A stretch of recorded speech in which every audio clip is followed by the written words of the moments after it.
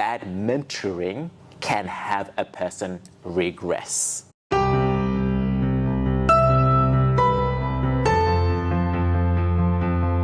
So we're going to do a demo of poor mentoring. And we're all going to do this. So we're going to have that experience. So you're going to come with me and explain what you'd like mentoring on, and let's time it. 4 minutes. I'm going to be a very poor mentor. And then we're going to get feedback from you, and then feedback from everybody else, what that was like. How does that sound? Okay, great. Hello, Matthew. Hello. So great to see you. What would you like to talk about today? So I've done a stock take, and I'm aware of when I'm performing at my best and I'm being effective. And I'm aware when I'm being less effective. Just continue talking. Sure. Yeah. Oh, please don't stop. We've only got 4 minutes. I'm done a stock take, and I'm aware when I'm being effective. Sorry, do you mean you work at Woolworths? No. So you're not doing a stock take at Woolies? No. Oh, okay. No, in my current position and roles, and I'm aware when I'm being effective, but I'm also I'm wanting to keep working more at the strategies when I'm not being effective. So you know everything already, because you said you already know. No. That you're effective. That's what you're saying? Sometimes I'm being effective, more so at sometimes than others. And I'm wanting to work better at the strategies when I'm being not as effective as I'd like. Did you take notes before coming in here to talk about this? I always take notes, lots okay. of notes. I see, because I don't know if... It's a strength and a challenge. Oh, it's a strength and a challenge, okay. So you know what you're talking about right now? I think I do. Okay, what are you talking about? Defining my effective strategies and how I can be more effective. Okay, great. So you are here today to talk about effectiveness. I think I'm trying to define and diagnose different strategies and which ones are serving me and which ones aren't. And you've got this feedback before from people? Yeah, I've got Actually, don't worry about answering that question. I'll answer it for you. Yeah, no problem. No, I think, we definitely need to work on something around stock take, because I know that's really important to use. You've used that word a lot, stock take. Yeah. Great, yeah. Thank you for sharing. That was very powerful. Share. Is there anything else you want to share? No. Okay, thank you. I think you should say a little bit more, though.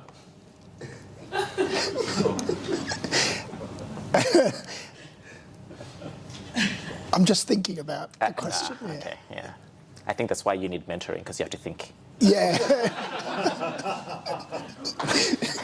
Okay, we'll stop there. Let's give a round of applause to Matthew. Well done to you. Excuse me, Matt, do you feel like strangling me? No, and actually, there's situations where you've both been in this situation. And, So what was that like for you? What's a bit shocking is a friend of mine who's also been my direct supervisor. He a year ago said, he goes, "Oh, I've just finished a PhD in coaching," and he said, "Oh, I want to coach you," and I was like, "Oh, okay," but. Yeah, it was actually just like that. He was on his phone the whole time, and it was all over. And he ended up lecturing me about his PhDs after like several sessions. I was going, I know so much about his PhD, but I did leave going, what the hell just happened? I don't remember asking to be briefed about his PhD, but it's jarring, isn't it? It's even more jarring, even though you prepped me and all that. It's But then there'd be times where I've occasionally done that. I think I'm present, but somebody's ambushed me and they've gone, "Do you have a minute?" And I've gone, "Yes." Maybe it's so jarring because I've gone, bugger, I've occasionally done that to somebody and it's not good on any level. And how did it make you feel coming out? It was like hitting speed bumps constantly in a car where you're kind of going, I thought I'd just got a thought together, or I was just starting to say something, and you just, because we read people's body language and their face. If the person is distracted or if the person is interrupting or telling you what you're saying, the car's just going everywhere over speed bumps. So, Yeah, it's unsettling. Thank you so much. Let's find out what it was like for everybody watching and observing us. Who would like to share what it was like for them? Frustrating.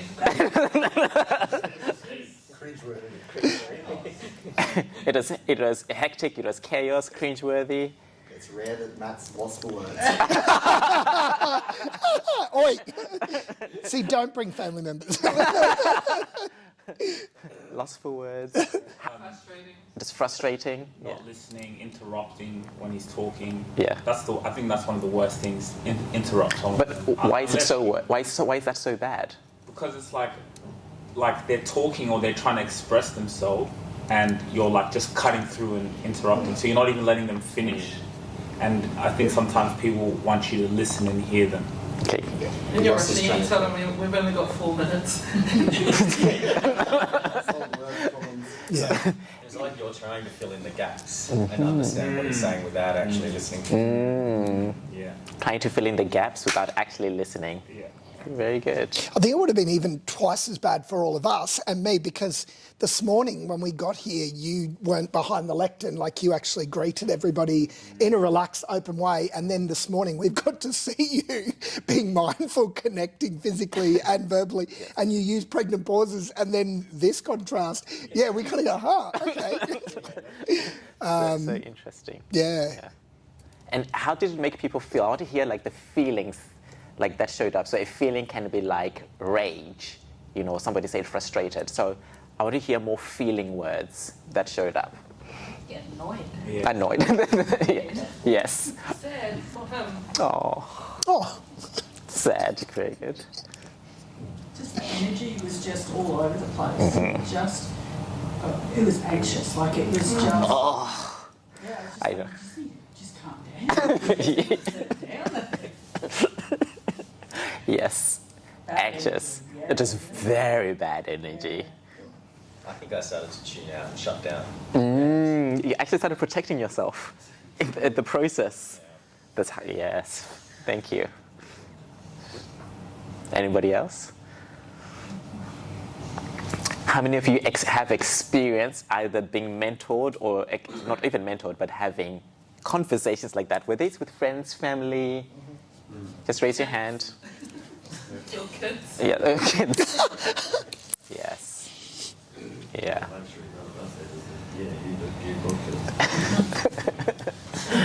So, and that's the experience: frustration, annoyed, anxious, hectic, chaos. I had feeling for myself. It's like rage. I'm like, this is like I'm damaging you. I had this experience when I was maybe 18, 19 years old, and when I didn't want to be gay, and I remember going to a counselor. And I said, it was a Christian counselor, and I said, I'm here because I think I'm gay, I'm having feelings of being gay, and I need to change, and I know I'm bad and evil, so I need help. That's what I came in with, and they were like, yep, yes, I can help. And though that's what I communicated, what they validated was that I was a piece of shit. I shouldn't exist. They didn't know what was going on in my head. They didn't ask any questions. It was so bad. Like, bad mentoring can kill people. Yeah. In short, we don't know what is happening in people's day to day. Bad mentoring can do lots of harm, bring out anxieties, flare up traumas from the past, create new traumas. So that's why when you see me being appreciative that you've come into this room, I don't take it lightly, because bad mentoring destroys lives. Period. I'm present to the impact of that for people who are trying to come out, for people who are escaping domestic violent relationships, for somebody who has found out that they have an STI from the African community but can't say that I've got an STI because nobody can know that they have sex. So many things show up. So bad mentoring can have a person regress. But there's hope. So I wanted to really first show the bad performance. Thank you so Oh, much, thank Matt. you. Really appreciate Cheers. it.